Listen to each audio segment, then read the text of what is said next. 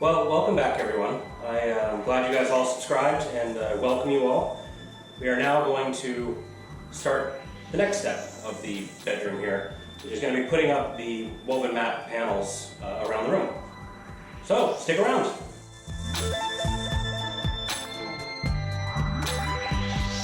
So, in my last video, I had done a brief thing with the woven plyboard that I use, that I get from Amazulu here in Orlando. It's a single ply. They make a 2-ply and a 1-ply weave board. They're around, I believe. It's really easy to use, it's easy to cut, and it also is natural, so you can stain it and paint it and add like some scenic aging or tobacco stains to it fairly easily. And the way that I cut it is by using one of these oscillating tools. This one is the easiest that I've found. It's a lot easier than trying to run it through a table saw or use a skill saw, and it offers a nice thin cut, so there's not a lot of waste. And for the big cuts, I use the half round version of it, and then you can put in the different tips. I use the smaller ones to get into the corners. And then to attach them to the wall, I use a upholstery stapler. You can either use an upholstery stapler or a normal air stapler, which this one shoots ones that are very similar to what a big silver staple gun would shoot. I like this one because it's a lot faster and cleaner, and it's a lot easier to handle and it's not as heavy. But this shoots a 3/8 crown as opposed to like using a narrow crown stapler, which doesn't provide a lot of bite into this because they're so narrow. These ones do a nice good bite and they're super fast with an upholstery stapler. All right, I'm going to plan out my cuts here and get going.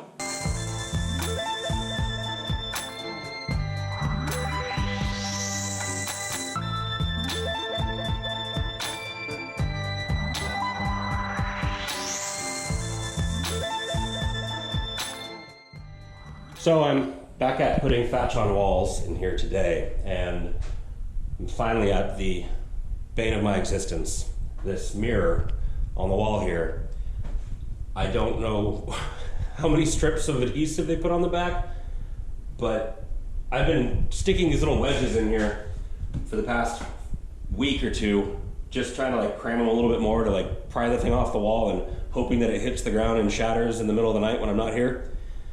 Because I've been trying to like pry it off, and I can get it to move, but I see such a bow in it, I'm waiting for the thing to shatter in my face.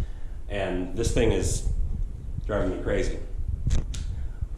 Because I need to carry on here and get the rest of this wall thatched in, and it's in my way. It must go.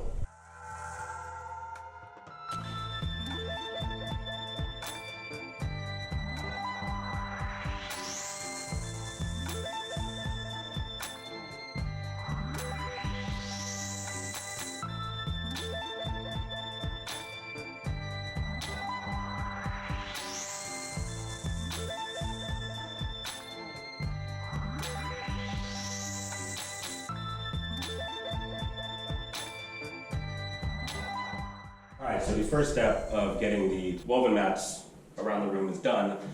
You guys may wonder why there's little gaps on the right and left hand side. I'm actually going to put a strip of tapa cloth in there just to kind of break up the woven mat, look that is going on completely around the room. So a little bit of a tapa cloth in there. The lower half, I'm waiting for my delivery to come. It's about a week late, but it's the roll of bamboo. And they're supposed to text me any day now when it's going to arrive. So this one never gets easy for me. I think tapa is beautiful, and if you know how it's made, it's not just printed, it's actually hand-hammered palm skins, and then they carve in the pattern into the trunk of a tree, and then they ink it with whatever natural kind of inks they use, and they lay their beaded mats over this and then roll them to transfer that almost like a stamp. So they're like handmade stamps basically, and they're beautiful. You can get them at Oceanic Arts, and usually when you get them they're still very white and new and crisp, but still amazingly beautiful. This piece is a vintage one, and it's very yellowed. It's got some water stains on it, and it's absolutely gorgeous.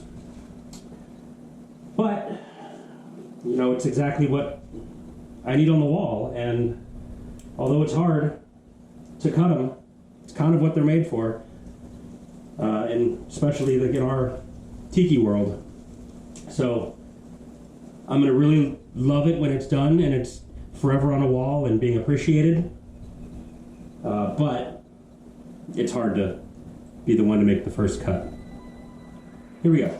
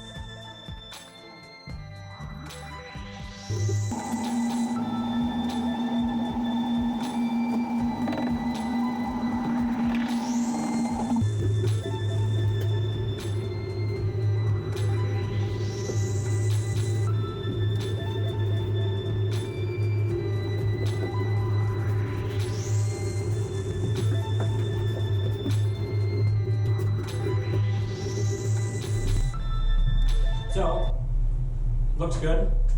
The trim's going to come in and cover up anything that didn't overlap here. So when we trim it out, it'll look just fine. Nice touch.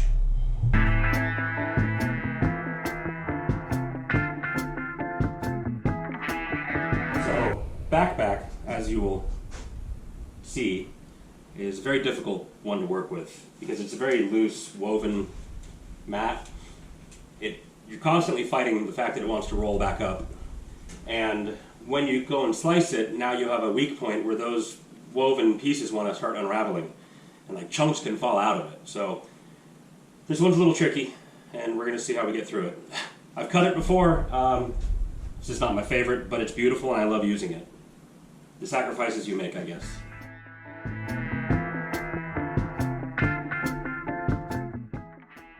Alright, so a couple of things that I've learned, and I do actually remember from when I built the Bastard.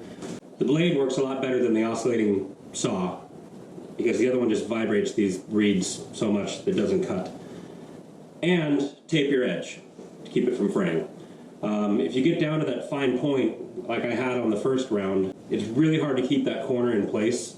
So even though I taped it, I lost my little corner. But what you have to remember is all of this is going to get a trim. And all that trim is going to hide all those ugly, gaps and unevenness. So it's very forgiving when you start putting all the bamboo trim in. So I'm not too worried about that.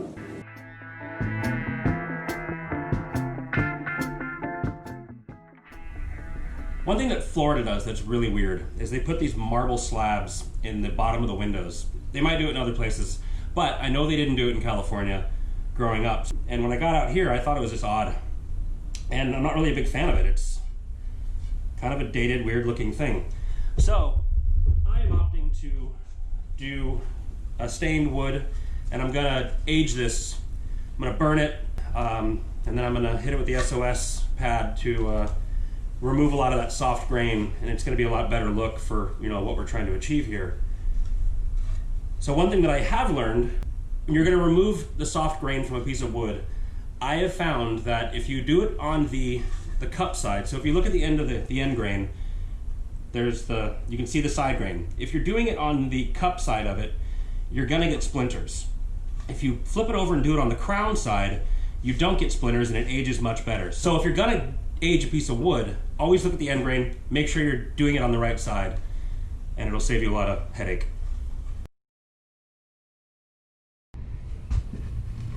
All right, so now that we have a good char, I want a lot of this crazing, like this cracking, the gator skin that you get when you burn it really deep. Because the more of that, then the deeper my grain fluctuation will be, almost like a Whitco. And the way that I've found to make this beautiful and smooth is by using steel wool. So I use the grade 3, which is the coarsest steel wool you can get, and you scrub it, and it will remove all that grain.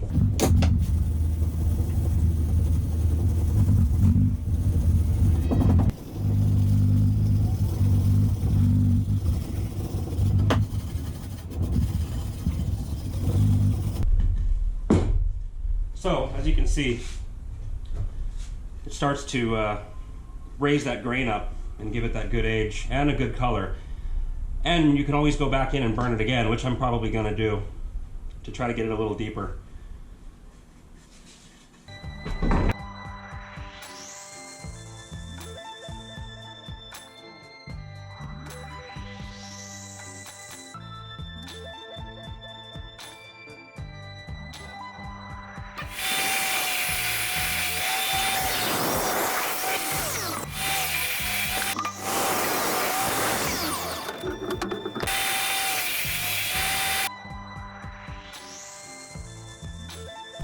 Alright, so if any of you guys got the book that I did with Trader Brandon, The Field Guide to Tiki Decorating, then you know that I am a huge, huge believer in Japan colors from Ronin. So it's a particular kind of paint, and people have asked me if there's any kind of substitute, and there truly isn't. It's a very high pigment, oil-based paint. This is what we used to use at Universal when we were doing any of the aging for Harry Potter. It's a magical paint. You can use it as a stain, you can use it as an aging. The possibilities are limitless with this stuff. I always find new ways to use it, but what I'm going to do today is use a mixture of the raw umber and the burnt umber and kind of match the burn that we did on this piece of wood down here. I tried to see if I could just do a light burn on the plywood itself, and it started to, warp it. So we're not going to do that. So we're going to stain it. But as you can see, I'm going to palette the two different together to kind of get closer to that raw umber with a little bit of the burnt.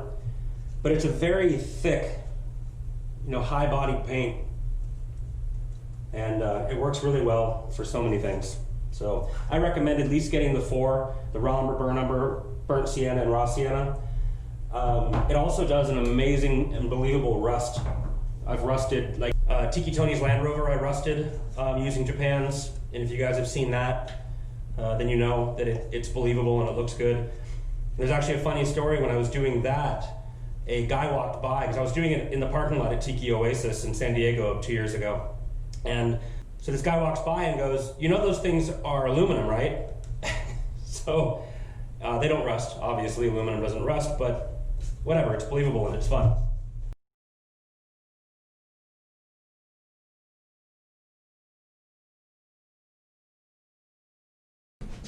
All right, so there you have it. They're beautifully stained. There's some modeling I've done to them. I've kind of darkened the corners. Don't wipe back as much there when you're doing your final rag off. And the spray that I'm using is a spirit-based paint thinner. So basically, when you go to Home Depot and they have all those different cans, it's the one that says paint thinner, not lacquer thinner, not anything else. And you can also use mineral spirits. So that breaks down the paint. You can turn it into like a wash almost. You can thin it out, super, super thin, and just kind of do a glaze on things with it. Or you can leave it really thick and almost looks like grime, like finger grime. So like if you're aging, some old props that you want to have hanging inside of your tiki bar, you can go in there with that and slather the whole thing and then come back and start like wiping it back. And you can do a lot of different textures and looks with this stuff. I love it.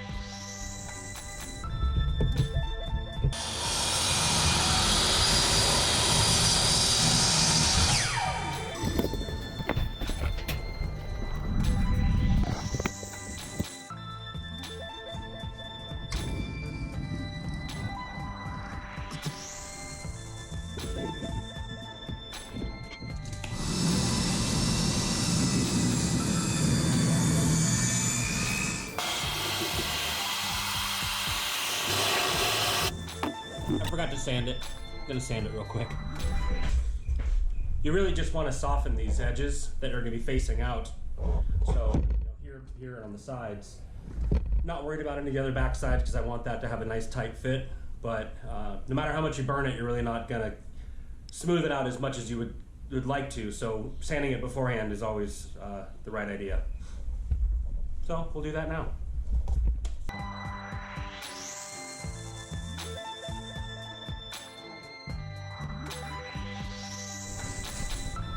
And now back to our regularly scheduled programming.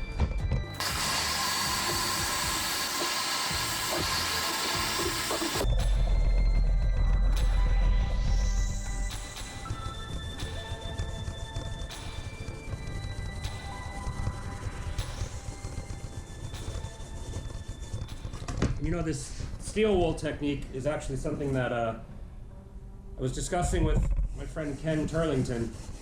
He and I were talking about getting the closest to that Whitco look, and I had always been using wire wheels to achieve it, but you're left with such a gouged and scoured surface when you're all done. And then once I finally got a few of my own pieces of Whitco, I realized how soft and beautiful it was. So I think it definitely was a burning in steel wool technique, because this gets closest to what the pieces that I have at home look like.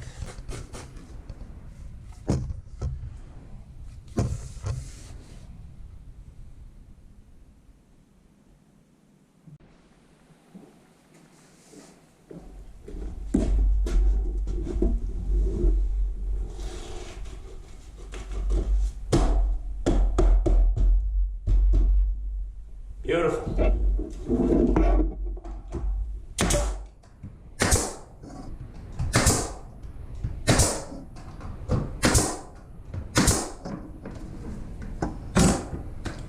And there we go. Our windowsill is done and complete.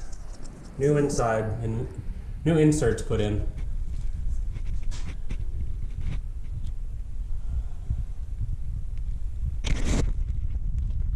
So, sometimes you have new ideas and you change your mind midway through your build, which is completely fine.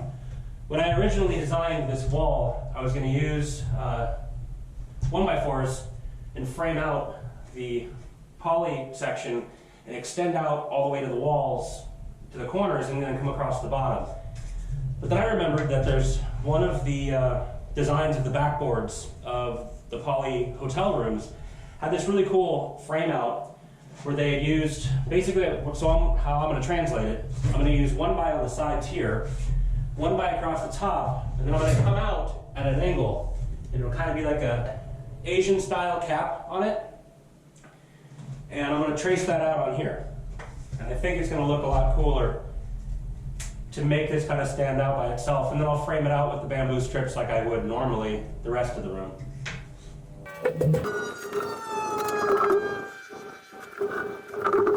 This is what I'm settling on. I came down an inch and then 45 over. I'm not really saying I'm settling on that. This is what I like. It's the look that I like. So lay it up here and see what we're working with. I say that from the edge of where the 1x4 is going to come out, which is here, I think we should come over at least 1.5 inches to 2 inches. I think that's a good amount to come out. I like that. All right, so now I'm going to get the measurements, factoring in that, so the width of the piece, and then the addition of that on each side, and we'll get that piece cut.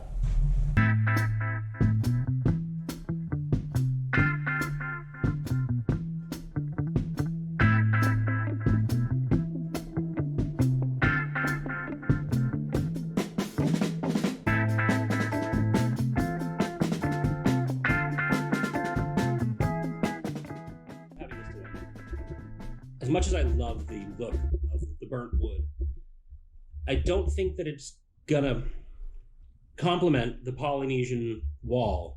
I think it's gonna kind of take away from it. So I thought is to paint this, even though it's aged now and I've got, you know, the wood grain kind of pulled on it. I like that look a lot. I'm gonna paint it the original chocolate brown of the rest of that wall, or the background of that wall. And this will be a standalone frame to kind of frame out that whole section of the room, whereas the rest of the room is going to have this kind of a look. And the baseboard around it's going to have the burned and carved look. But I think that this one in this spot is going to take away from it. So I'm going to paint it. All right, just looking at this, I already think that was a great idea. I think this looks fantastic. I had originally reached out to my wife, Carrie, and my friend Rob, which is Cannibal Lounge on Instagram, which I'm sure a lot of you guys are familiar with, and if you're not, and you want to see an amazing home bar, go check that one out. But I like to call him from time to time so I called him and said, hey, can I get your advice on something? And we talked it over, and I think this was the right move.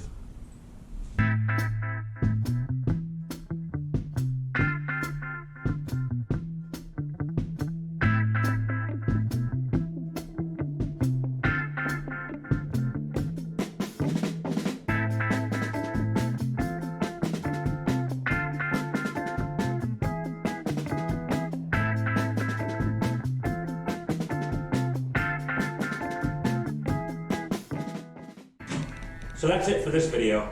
This is the bedroom part 1, and as soon as I get the rest of the stuff in here, we will finish the baseboards, the wainscoting, all the trim work, and the ceiling in the next video for the bedroom.